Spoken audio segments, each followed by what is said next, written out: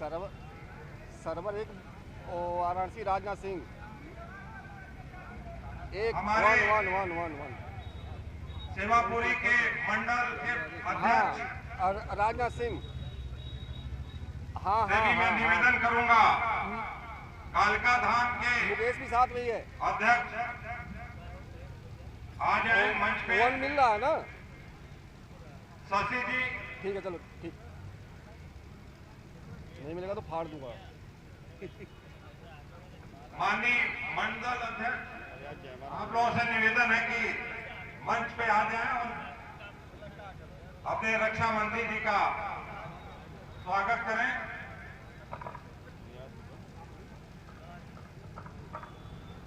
Server 1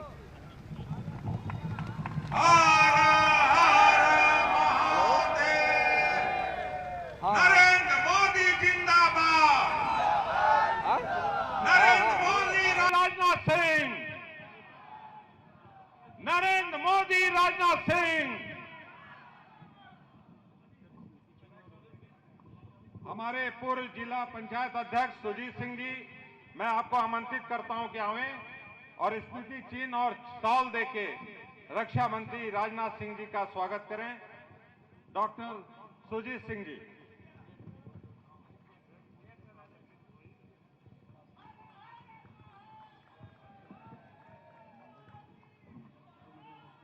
हम अपने चारों मंडल अध्यक्ष से निवेदन कर रहे हैं कि वो जल्द से जल्द आए। यतीश तिवारी जी, शशि, हाँ लेके आइए, जल्दी आइए। सुनील बिंद जी, विक्रम पटेल जी, आप सुरेंद्र बिंद जी, सॉरी,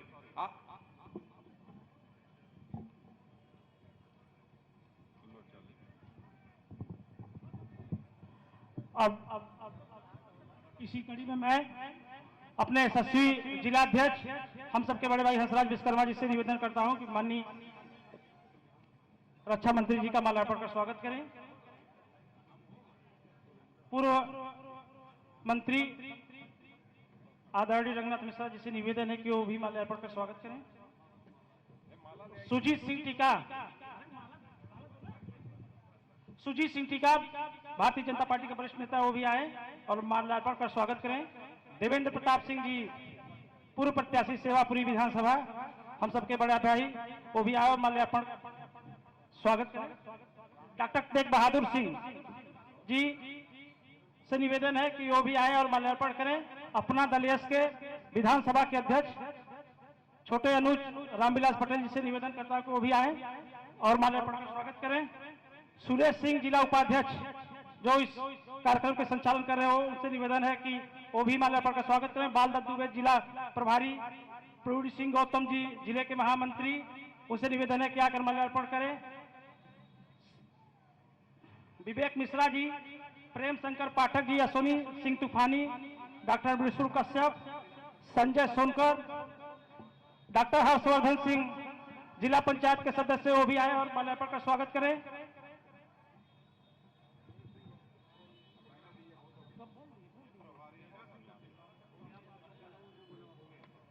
दिनेश तिवारी जी, डॉक्टर तेग बहादुर सिंह जी से निवेदन है। कुलदीप सिंह, बबलू सिंह, रामचंद्र जिला पंचायत सदस्य, निवेदन है कि वो भी आए माल्यार्पण करें। अनुराग सिंह बनकट, गौरव सिंह रघुनाथपुर,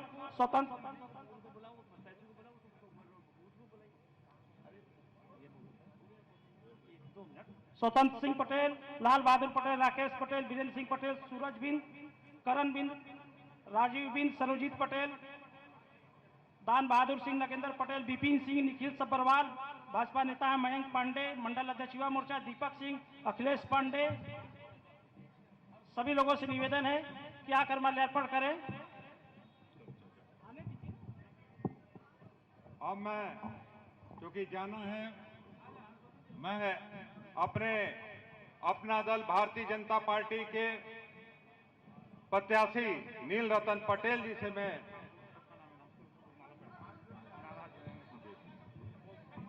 आ जाएं। आप सभी अपने कार्यकर्ता जो स्वागत करना चाहते हैं, नहीं वो माला नहीं आएगा।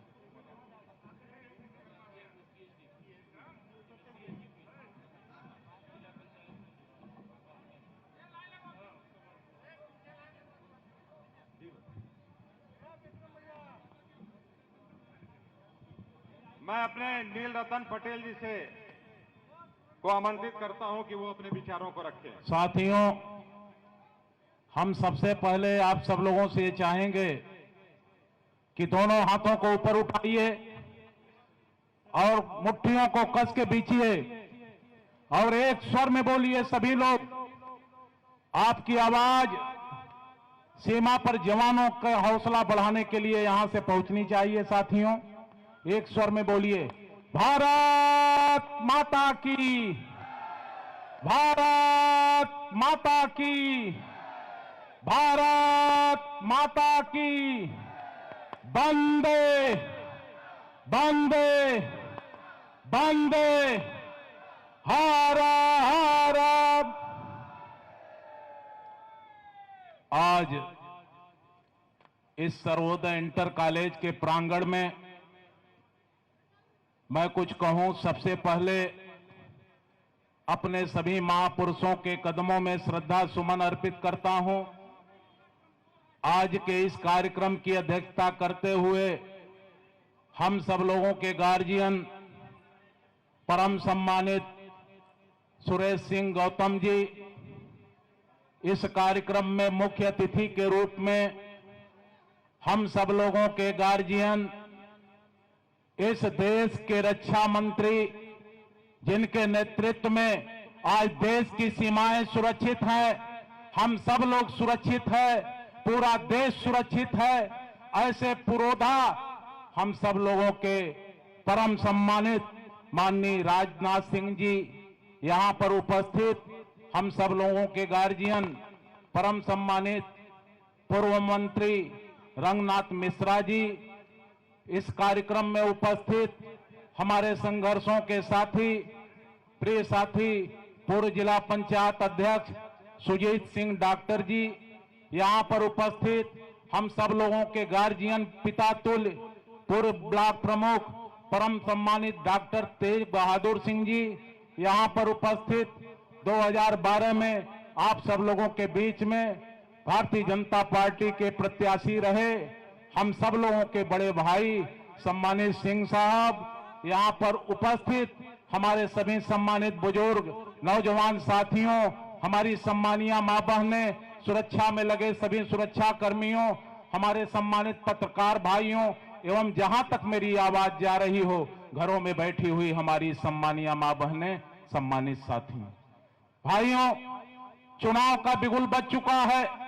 तमाम राजनीतिक पार्टी के लोग आपके बीच में आने का काम कर रहे हैं, लेकिन साथियों, आप सब लोगों को भारतीय जनता पार्टी, अपना दल, निषाद पार्टी के समस्त सम्मानित पदाधिकारी, कार्यकर्ताओं को, सम्मानित जनता को ये सवाल करना है कि आपको मौका दिया गया था, देश की आजादी के बाद आपको मौका दिया गया था, इस देश की सत्ता में आपको देश की जनता ने पहुंचाने का काम किया था और इस उत्तर प्रदेश में भी कई बार आप लोगों को इस उत्तर प्रदेश की सम्मानित जनता ने पहुंचाने का काम किया था, लेकिन आपने कैसा उत्तर प्रदेश बनाया, आपने कैसा देश बनाया, ये पूरे देश की जनता जानती है। अब आपका चारा चलने वाला नहीं है, आपने इस देश और प्रदेश की जनता को धोखे में रखने का बहुत काम किया है। आज इस देश के यशस्वी प्रधानमंत्री नरेंद्र भाई मोदी जी के नेतृत्व में हम सब लोगों के गार्जियन, देश के सफल रक्षा मंत्री परम सम्मानित राजनाथ सिंह जी के नेतृत्व में आज देश की दशा और दिशा दोनों बदल रही है। मेरे भाइयों, आज हमारे देश की सीमाएं सुरक्षित हैं। पहले क्या होता था, पहले सरहद पार से कोई भी आतंकवादी आकर के हमारे संकट मोचन मंदिर में बम धमाका करके चला जाता था, हमारे कचहरी में बम धमाका करके चला जाता था, हमारे रेलवे स्टेशन सुरक्षित नहीं थे, हमारे बस अड्डे सुरक्षित नहीं थे, हमारे बाजार सुरक्षित नहीं थे।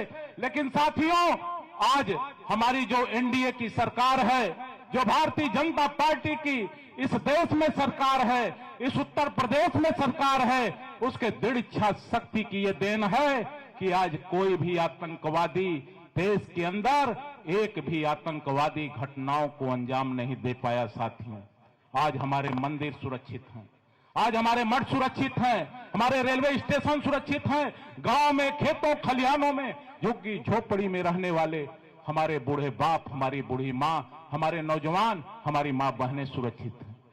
पहले क्या होता था साथी, पूर्ववर्ती सरकारों में कोई भी भारत की लूली लंगड़ी बहन बेटी अगर अकेले एक चौराहे से चलती थी तो दूसरे चौराहे पे जाने के पहले उसकी इज्जत लूट ली जाती थी। लेकिन साथियों, आज नरेंद्र भाई मोदी जी के नेतृत्व में, माननीय राजनाथ जी के नेतृत्व में एक ऐसा भारत बना है साथियों, जहां गहनों से लदी हुई कोई भारत की खूबसूरत बेटी अगर अकेले कश्मीर से चले तो कन्याकुमारी तक सुरक्षित पहुंच जाएगी, उसके जान माल इज्जत को कोई खतरा नहीं पहुंचेगा। साथ हम आपसे ये कहना चाहते हैं, ये कोई चुनाव नहीं है साथियों, ये धर्म युद्ध है, ये दूसरी आजादी की लड़ाई है।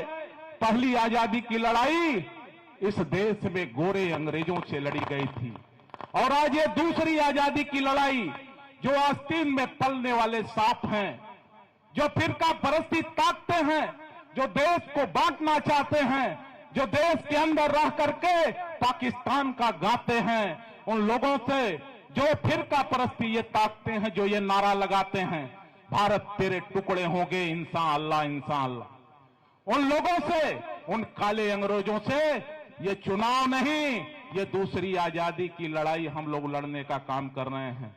साथियों, आज हम आप सब लोगों से ये कहना चाहते हैं, ये परीक्षा की घड़ी है, इस परीक्षा की घड़ी में आने वाले 7 तारीख को, 7 मार्च को कमल निशान के सामने का बटन दबा करके अपने इस बेटे, अपने इस भाई को प्रदेश के सबसे बड़ी पंचायत में भेज करके अपना मान सम्मान, अपना हक अधिकार अपने हाथों में लेने का काम कर देना। आने वाला समय आपका होगा साथियों। तो और ज्यादा कुछ नहीं कहना चाहूंगा। इस मंच के माध्यम से अपने गार्जियन, आज के मुख्य अतिथि जिन्होंने अपना बेशकीमती समय इस सेवापुरी की जनता के बीच में देने का काम किया है, इस मंच के माध्यम से आपका हृदय से हार्दिक अभिनंदन करता हूं, वंदन करता हूं, स्वागत करता हूं। और नौजवानों से ये कहना चाहता हूं, ऐ मेरे नौजवानों, ये दूसरी आजादी की लड़ाई, इस धर्म युद्ध को लड़ने के लिए इस केसरिया परचम को अपने हाथों में लेकर के निकल जाओ, गली गली गांव जा जा करके, एक एक मतदाता के पास जा करके कमल निशान के सामने का बटन दबाने के लिए आप उनसे अनुरोध कर देना। आने वाला समय आपका होगा साथियों। तो नौजवानों से कहना चाहूंगा, करीब मुल्क के आओ तो कोई बात बने, करीब मुल्क के आओ तो कोई बात बने, मसाल फिर से जलाओ तो कोई बात बने, लहू जो सूख गया है यहां शहीदों का, कुछ अपना खून मिलाओ तो कोई बात बने। इन्हीं बातों के साथ सभी लोगों का हृदय से हार्दिक अभिनंदन, वंदन, स्वागत करते हुए अपनी वाणी को विराम देता हूं। धन्यवाद। जय हिंद, जय भारत, जय भारतीय जनता पार्टी, जय अपना दल।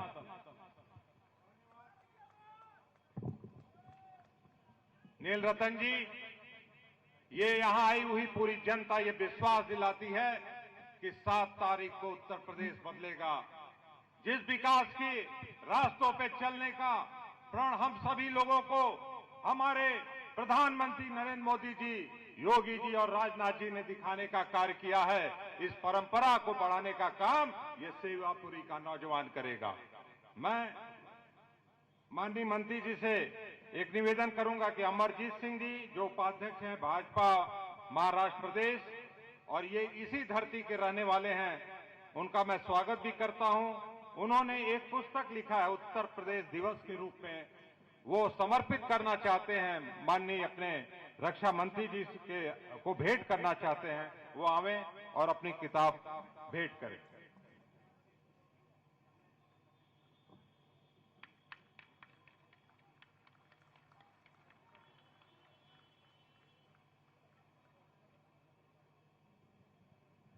बहुत बहुत धन्यवाद मंत्री जी। बहुत समय न लेते हुए अपने देश की आन बान शान, पूरा देश जिस पे नाच करता है, हम सभी के अभिभावक भारतीय जनता पार्टी के राष्ट्र नायक, मैं ऐसे अपने रक्षा मंत्री राजनाथ जी से अनुरोध करूंगा कि वो आवें और अपने विचारों से हम सभी को अवगत करें।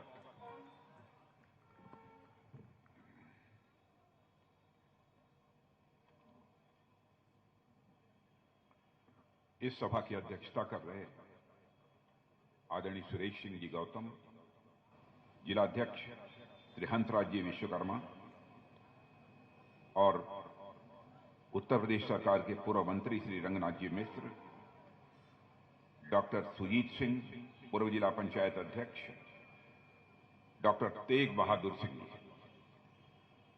पूर्व ब्लॉक प्रमुख, विधायक भी रहे तेग बहादुर सिंह जी, अच्छा ब्लॉक प्रमुख थे, हाँ याद है मुझे,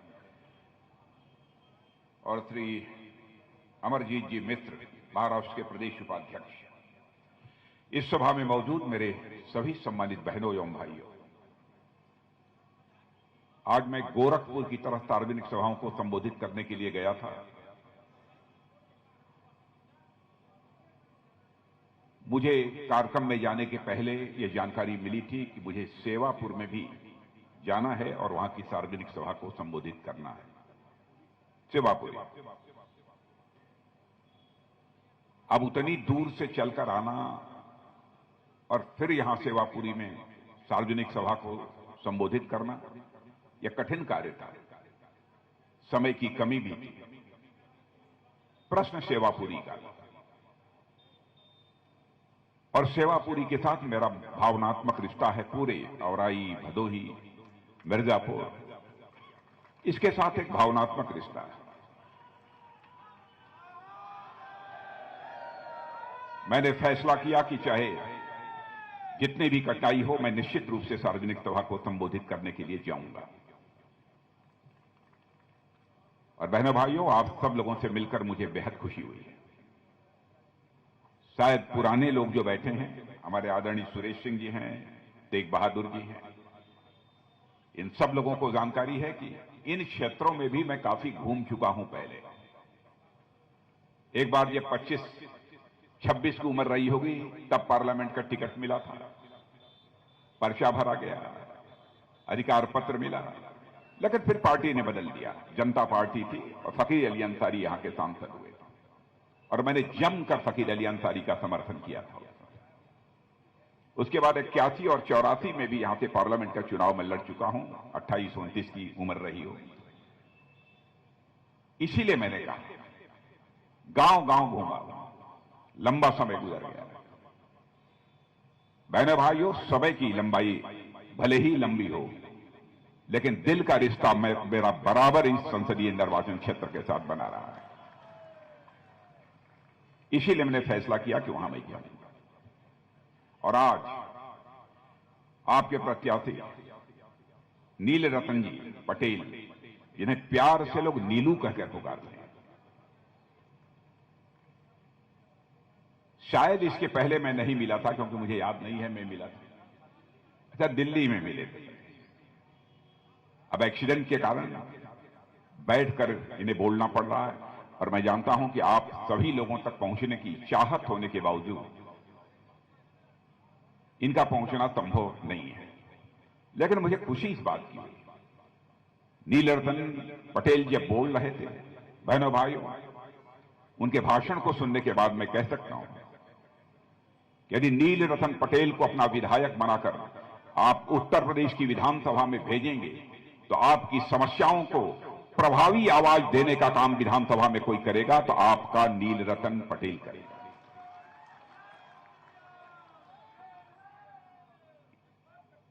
प्रश्न यह नहीं खड़ा होता कौन किस पार्टी का है, क्या है। भारतीय जनता पार्टी हो, अपना दल हो, निषाद पार्टी हो, हम सब लोग कंधे से कंधा मिलाकर नहीं बल्कि दिल से दिल मिलाकर चुनाव लड़ रहे हैं। और इनका चुनाव चिन्ह तो वैसे भी कमल का फूल है।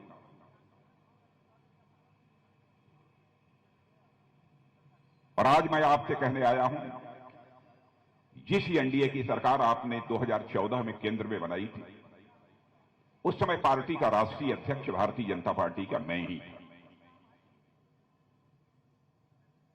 मोदी जी प्रधानमंत्री पद के उम्मीदवार थे।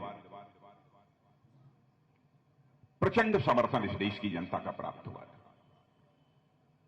उस समय भी अपना दल और हम सब सारे लोग मिलकर चुनाव लड़े थे, और 2019 में भी हम लोग मिलकर चुनाव लड़े थे।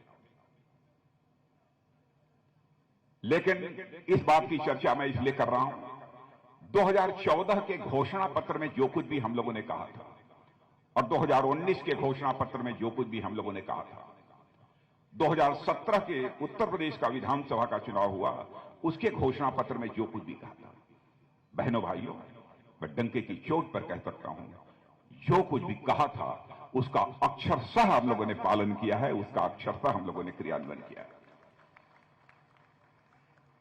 आजाद भारत के इतिहास में नेताओं ने आश्वासन बहुत दिए,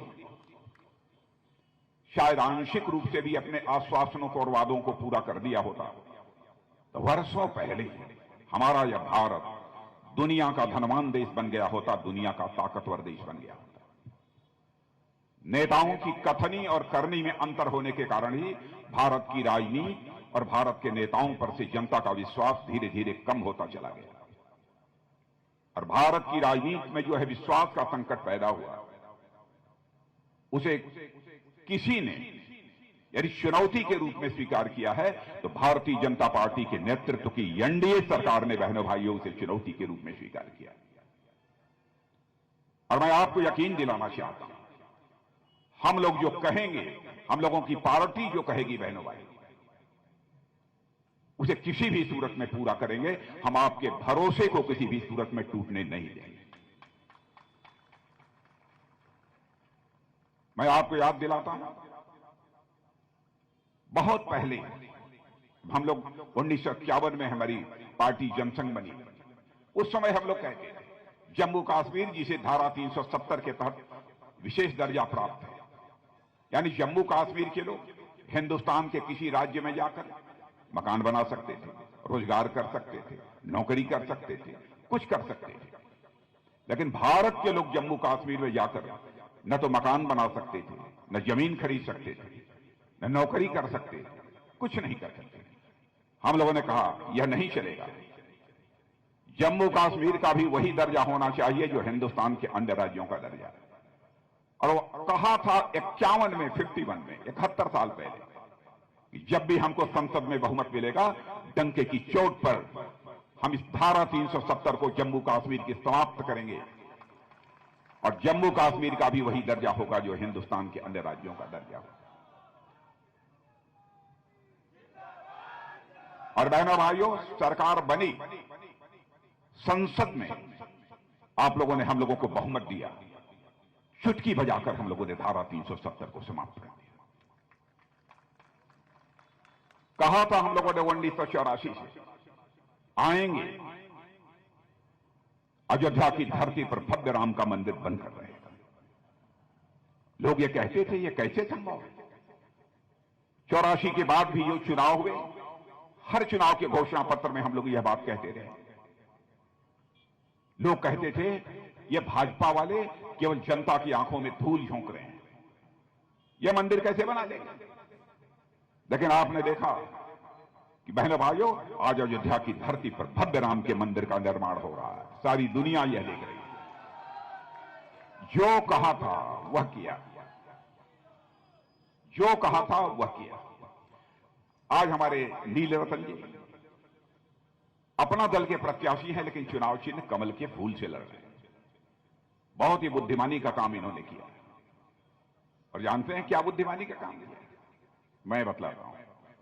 बहुत पहले जब हम लोग सभाओं को संबोधित करते थे तो जनता से कहते थे, देखो भाई समझ लेना,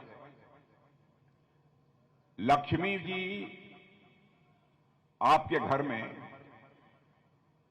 आती हैं तो हाथी पर बैठकर कभी भी लक्ष्मी जी आपके घर में नहीं आती।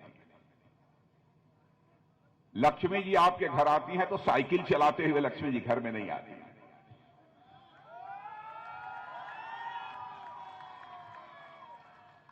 और हम लोगों ने यह भी कहा था उस समय, और मैं तो सभी सभाओं में लगभग इस बात को बोलता था कि लक्ष्मी जी जब घर पर आती हैं तो हाथ हिलाते हुए, हेलो हाय बोलते हुए लक्ष्मी जी घर में नहीं आती। लक्ष्मी जी घर में आती हैं तो कमल के फूल पर ही बैठकर लक्ष्मी जी घर में आती हैं।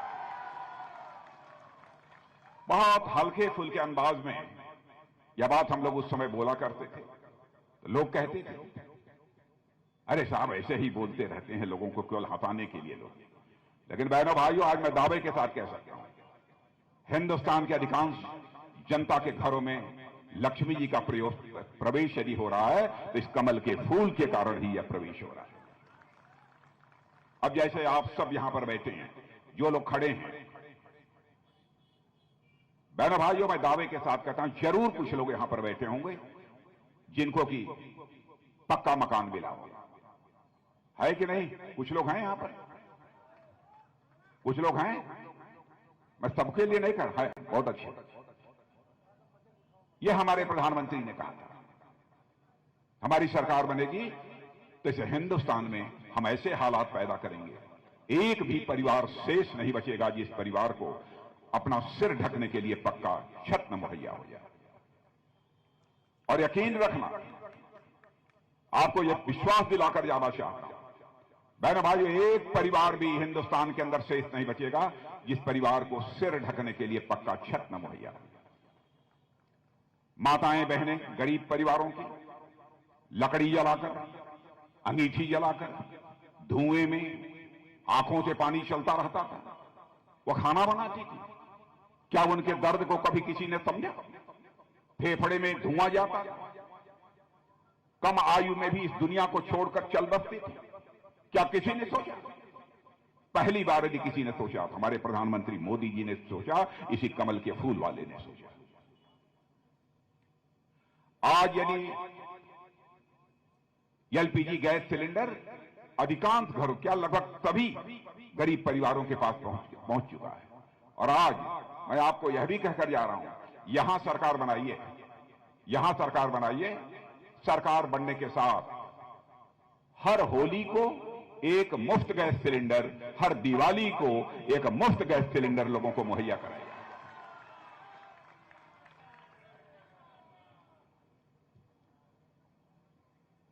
यहां पर आप सब बैठे हैं प्रधानमंत्री किसान सम्मान निधि के अंतर्गत। मैं दावे के साथ कहता हूं, जितने भी किसान परिवार यहां पर बैठे हैं, सबके घरों में प्रतिवर्ष 6,000 रुपया पहुंच रहा हो। पहुंच रहा है कि नहीं पहुंच रहा है? जरा लोग यकीन नहीं करते। और मैं यह भी कहता हूं, कोरोना की महामारी से जब यह सारी दुनिया उस दौर से गुजर रही थी, भारत भी गुजर रहा था। लॉकडाउन के कारण सारे कामकाज बंद हो गए, लोग घरों को पैदल वापस आओ। उस समय हमारे प्रधानमंत्री ने कहा, कामकाज तो बंद हो गया, क्या होगा गरीबों का, कैसे इनका पेट भरेगा? तुरंत फैसला किया। हम लोगों की मीटिंग थी, उस मीटिंग में फैसला किया प्रधानमंत्री ने कि जब तक यह कोरोना का संकट समाप्त नहीं होता, जब तक सारे कामकाज फिर से शुरू नहीं हो जाते, लोगों को रोजगार नहीं मिल जाता, तब तक हर परिवार को महीने में 2 बार मुफ्त राशन मुहैया कराया जाएगा। और बहनों भाइयों, हर परिवार को मुफ्त राशन मुहैया कराने का काम हम लोग कर रहे हैं। और ईमानदारी से यदि आप बताएंगे तो मैं कह सकता हूं, आप सारा मुफ्त राशन खाते नहीं हैं, उसमें से कुछ लोग जरूर बेच देते होंगे। यह है अंदर की बात में, ये सही बात है कि नहीं? ये काम भी करते हैं। क्या कभी आपने कल्पना किया? और एक संकल्प,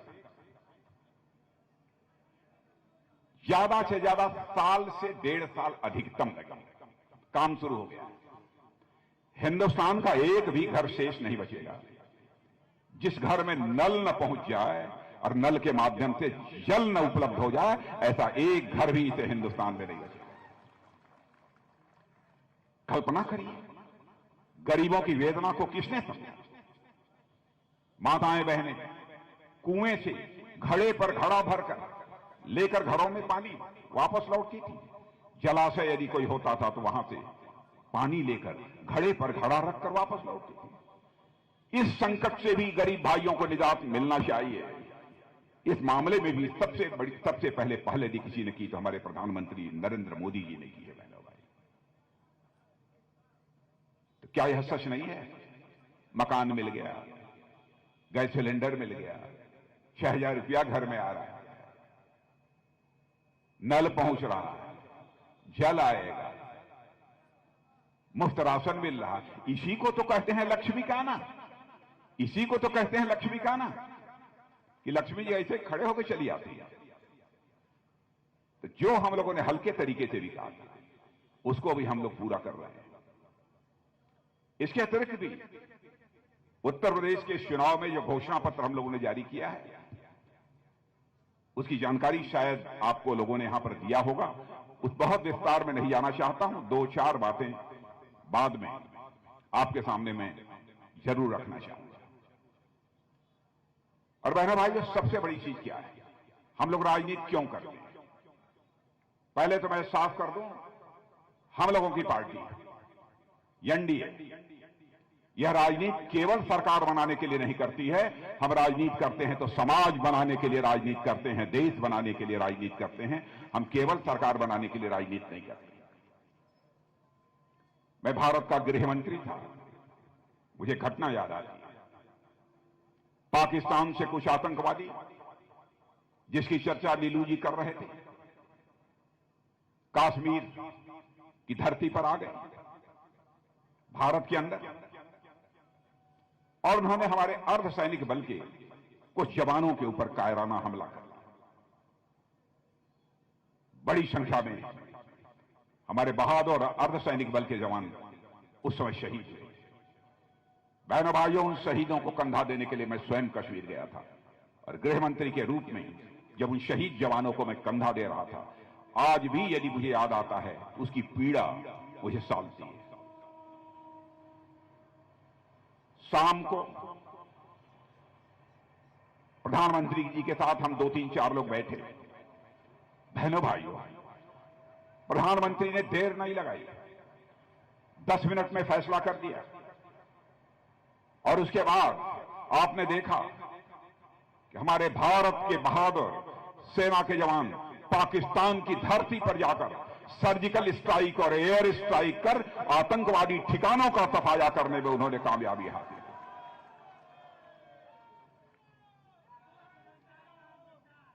सारी दुनिया को यह संदेश चला गया, सारी दुनिया को यह संदेश चला गया, भारत यह कमजोर भारत नहीं है, भारत यह ताकतवर भारत है। वह दिन लद गए। भारत का इतिहास रहा है कि भारत ने न तो दुनिया के किसी देश पर कभी कब्जा किया है, और न तो भारत ने दुनिया के किसी देश की 1 इंच जमीन पर कभी कब्जा किया है, न तो किसी पर आक्रमण किया। यह भारत का चरित्र रहा है। लेकिन इस बार हम लोगों ने साफ संदेश सारी दुनिया को दे दिया कि यदि भारत की तरफ को आंख उठाकर देखने की जरूरत करेगा तो उसे हम बाउंड्री के इस पार भी मार सकते हैं, जरूरत हुई तो बाउंड्री के उस पार भी जाकर मार सकते हैं। यह भारत के अंदर था।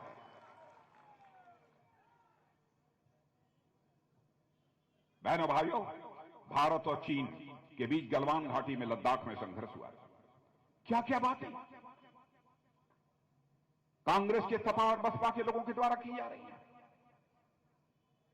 हमारे देश की बहादुर सेना के जवानों के शौर्य, पराक्रम और साहस पर सवालिया निशान लगाने की कोशिश की जा रही है।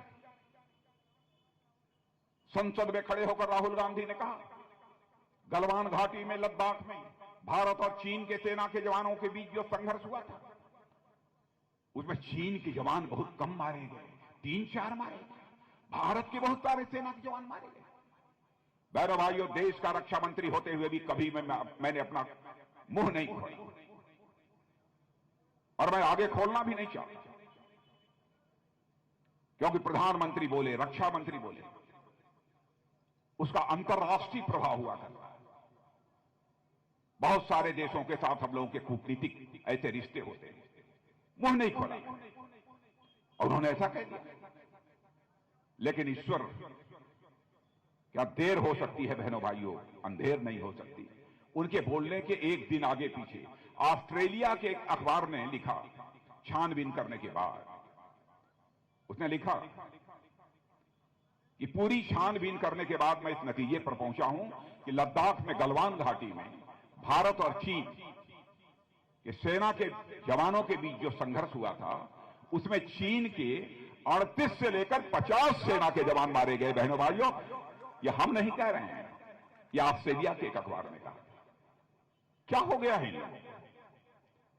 जब देश की एकता, अखंडता, संप्रभुता, सुरक्षा खतरे में हो, तो बहनों भाइयों, सारे देश के सारी राजनीतिक पार्टियों को अपने सारे राजनीतिक मतभेदों को भुलाकर एकजुट होकर उसका सामना करने के लिए खड़ा होना चाहिए। क्या किया है इन लोगों? सारी राजनीतिक पार्टियों के चरित्र को आप अच्छी तरह जानते हैं। एक नहीं, ऐसी कई घटनाएं हैं जिनकी मैं चर्चा कर सकता हूं। ये समाजवादी पार्टी क्या रखा? एक बार बहुजन समाज पार्टी के साथ मिलकर ये चुनाव लड़े, क्या हालत हुई? डंके की चोट पर कहते थे हर जाति का वोट मिला लीजिए तो हम जीत जाएं।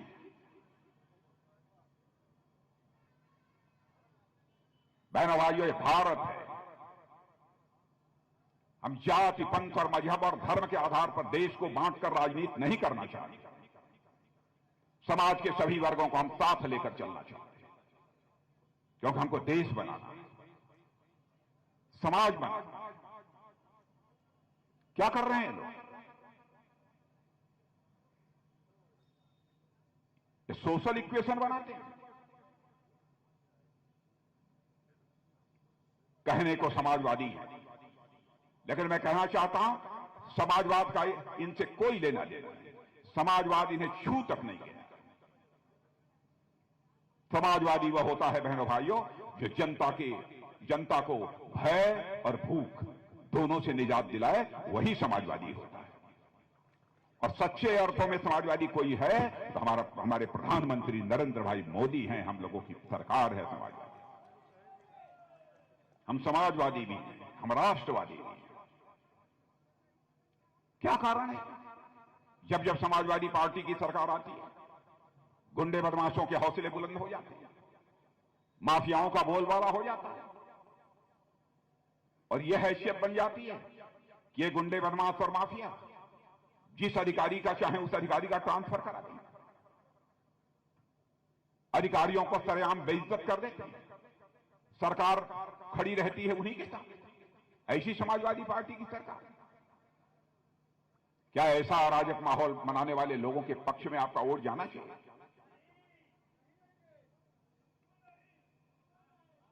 इसलिए मैं कहने आया हूं बहन भाई।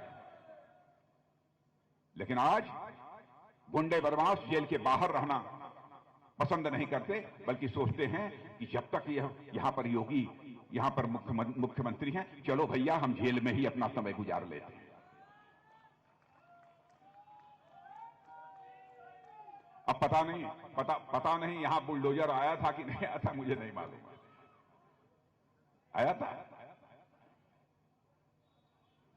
सारे माफियाओं के आलिशान महल जो बने थे बुलडोजर से गिराए जा रहे हैं। और सुन लेना मेरी बात, बुलडोजर से जो माफियाओं के मकान गिराए जा रहे हैं, वहां किसी पूंजीपति का महल नहीं बनेगा। उस स्थान पर बनेगा तो गरीबों का घर बनाया जाएगा। बहनों भाइयों, गरीबों का घर बनाया जाएगा। कानून और व्यवस्था के मोर्चे पर जो हम लोगों को कामयाबी हासिल हुई है, उसकी सर्वत्र चर्चा हो रही है। यदि हम अपने राज्य का विकास करना चाहते हैं तो बहनों भाइयों, विकास की पहली शर्त होती है कानून और व्यवस्था का चुस्त दुरुस्त होना। और कानून और व्यवस्था यदि चुस्त दुरुस्त नहीं है तो किसी भी सूरत में विकास नहीं हो सकता। विकास के मामले में क्या क्या काम किया है, मैं यदि सारी चीजों की चर्चा करूंगा लंबा समय लगेगा। अब हर उत्तर प्रदेश के हर जिले में हेडक्वार्टर पर एक मेडिकल कॉलेज होगा। बहनों भाइयों, कल्पना करिए, हर जिले के हेडक्वार्टर मुख्यालय पर एक मेडिकल कॉलेज खुलेगा। क्या कभी सोचा था? यह हो रहा है। 10 से ज्यादा इंटरनेशनल यूनिवर्सिटी बन गई। 10 से ज्यादा, 70-75 से ज्यादा यहां पर degree colleges, post graduate colleges बन गए। तहसील मुख्यालय, ब्लॉक मुख्यालय पक्की सड़कों से जोड़ दिए। कितने कामों की चर्चा, विकास के बहुत सारे काम हुए हैं पहले। और यदि मैं लंबा समय न लेकर मैं इतना ही कहना चाहता हूं, हर राज्य का, हर देश का जो अर्थव्यवस्था होता है, यानी जो धन दौलत होती है, उस धन दौलत की एक साइज होती है, आकार होता है। भैया कितना लाख करोड़ है, कितना हजार करोड़ है, क्या है, सब मिला जुलाकर आंका जाता है कि अर्थव्यवस्था का आकार क्या है। देश का भी आकलन होता है, दुनिया के हर देश का आकलन होता है, राज्यों का भी आकलन होता है। मैं आपको बतलाता हूं, इसको आप पता लगा लेना। जिस समय हमारी सरकार यहां बनी थी, योगी जी मुख्यमंत्री बने थे, उस समय उत्तर प्रदेश में पूरी अर्थव्यवस्था का आकार, यानी धन दौलत जिसको कहते हैं, से मिला वह 11 लाख करोड़। आपको आश्चर्य होगा, इतना तेजी से विकास हुआ है कि वह अर्थव्यवस्था का आकार जो 11 लाख करोड़ रुपये था, बहनों भाइयों, वह 5 वर्षों में बढ़कर आज 21 लाख करोड़ रुपया हो गया है। 21 लाख करोड़। मैं समझता हूं कि इतना ही आप सबके लिए पर्याप्त है। आगे हमारी सरकार बनने पर क्या क्या चीजें होंगी, मैं उसके बारे में आपको बतलाना चाहता हूं कि मेरे बहनों भाइयों, हमारी सरकार यदि बनती है तो जो दिव्यांग हैं और हमारे वरिष्ठ नागरिक यानी 60 साल के ऊपर, उनको शायद 500 या 1000 की पेंशन मिलती रही है, अब उनको 1500 की पेंशन मिलेगी। 2 करोड़ नौजवानों को टैबलेट और स्मार्टफोन दिए जाएंगे। किसानों के लिए सिंचाई के लिए मुफ्त में बिजली दी जाएगी, एक भी पैसा बिजली का नहीं लिया जाएगा जो सिंचाई के लिए दी जाएगी। और कॉलेज की जो छात्राएं होंगी उनके लिए स्कूटी दी जाएगी। हाँ, लेकिन लड़कों को नहीं मिलेगी, छात्राओं को मिलेगी। और गरीब परिवार की बेटी की सामूहिक जो शादी होगी उसमें 1 लाख रुपए की मदद की जाएगी। पहले 50,000 था, अब 1 लाख की मदद की जाएगी। विधवा पेंशन को बढ़ाकर 1500 रुपया प्रतिमाह कर दिया जाएगा। मंजूर है? और ध्यान से सुनना, 60 साल के ऊपर की जितने भी हमारी महिलाएं हैं उनको मुफ्त यात्रा कराई जाएगी। यह है हम लोगों के एनडीए का फैसला। ऐसे कई महत्वपूर्ण कदम हमारी सरकार ने उठाए हैं। और नौजवानों के लिए मैं बतलाना चाहता हूं, यदि आप सब इंस्पेक्टर बनना चाहते हो, आप डिप्टी एसपी बनना चाहते हो, एसपी, कलेक्टर, कोचिंग यदि आप लेना चाहते हो तो मुफ्त में कोचिंग की सुविधा उपलब्ध कराई जाएगी। मुफ्त में कोचिंग की सुविधा उपलब्ध कराई जाएगी। और जितने भी गरीब बेघर हैं, जिनके पास घर है ही नहीं, उनको पक्का मकान और आवासीय पट्टे भी मुहैया कराए जाएंगे। और एक अन्नपूर्णा कैंटीन भी खोली जाएगी। अन्नपूर्णा कैंटीन कि आप बहुत कम दर पर आपको भोजन मिल जाएगा। अब आप यदि घरवाली से कभी नाराज हो जाना तो आप अन्नपूर्णा कैंटीन जाके भोजन कर लेना। मतलब हर प्रकार का। नहीं तो आप लोग नाराज हो जाते थे तो घरवाली की चिंता होती थी, बाहर हैं खाएंगे क्या।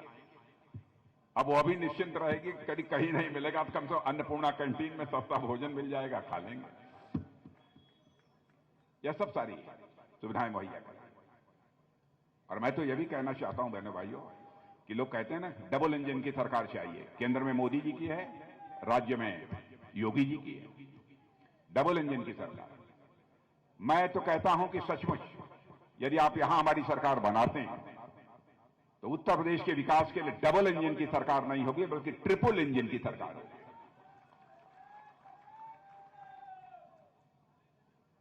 मोदी जी का विजन, योगी जी का मिशन और जनता का पार्टिसिपेशन,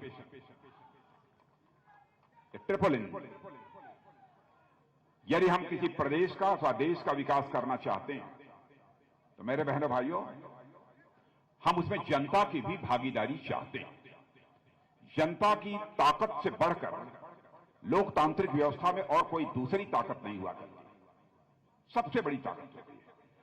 इसीलिए मैंने कहा सरकार हमारी डबल इंजन की नहीं होगी बल्कि ट्रिपल इंजन की होगी, जिसमें कि मोदी जी का विजन, योगी जी का मिशन और जनता का पार्टिसिपेशन यह होगा। इसलिए मैं आप सभी लोगों से महंगाई की बात करते हैं, आप लोग भी कहते होंगे महंगाई। बहनों भाइयों, कोरोना का संकट इतना बड़ा था, इतना बड़ा कोरोना का संकट था, काम धाम सारे देश के ठप हो गए थे, सारी दुनिया के काम धाम ठप हो गए। जिस तरीके से हमारे प्रधानमंत्री ने उसे नियंत्रित किया है, बहनों भाइयों, आपको मालूम नहीं होगा, इसकी सराहना भारत में ही नहीं बल्कि दुनिया के दूसरे देशों में हो रही है आपके प्रधानमंत्री की सराहना।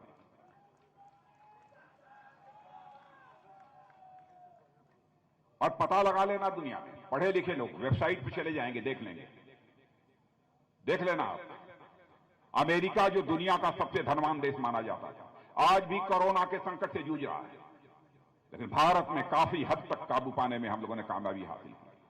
टीका, वैक्सीन हमारे यहां बनता नहीं था, और आज डंके की चोट पर आप कह सकते हो हम टीका भारत की धरती पर बनाते हैं और भारतीयों के हाथ से बनाते हैं, और दुनिया के दूसरे देशों को हम एक्सपोर्ट भी करते हैं। यह है भारत की ताकत, यह है भारत की ताकत। इसलिए मैं आप लोगों से अपील करने आया हूं, बहनों भाइयों, कि आप सभी का समर्थन हमारे भारतीय जनता पार्टी, अपना दल, निषाद पार्टी, या मिलाकर जो एनडीए है उसको होना चाहिए, और हमारे नीलू जी का, नील रतन जी का चुनाव चिन्ह कमल का फूल। और मैं एक बात महंगाई के बारे में कहता हूं, लोगों को बताओ, अमेरिका दुनिया का सबसे धनवान देश, 40 वर्षों में ऐसी महंगाई नहीं आई। ये कांग्रेस के लोग कहते हैं कोई संकट नहीं था, इनके यहां डबल डिजिट में महंगाई थी, कोई संकट नहीं था, और आज तो 6% के आसपास है। 9 से लेकर 10 महीने में हम इस महंगाई पर भी काबू पाने में कामयाब होंगे। बहनों भाइयों, जाकर देश आप क्षेत्र की जनता को बताइए। फालतू इधर उधर की बातें जनता को गुमराह करने वाली ये लोग करते हैं। तब नील रतन जी को तो जिता ही देंगे आप लोग, जिता दोगे ना? हाँ, नौजवान लोग लग जाइए आजा मजे में। तो चलें, बोलिए भारत माता की, भारत माता की। बहुत बहुत धन्यवाद,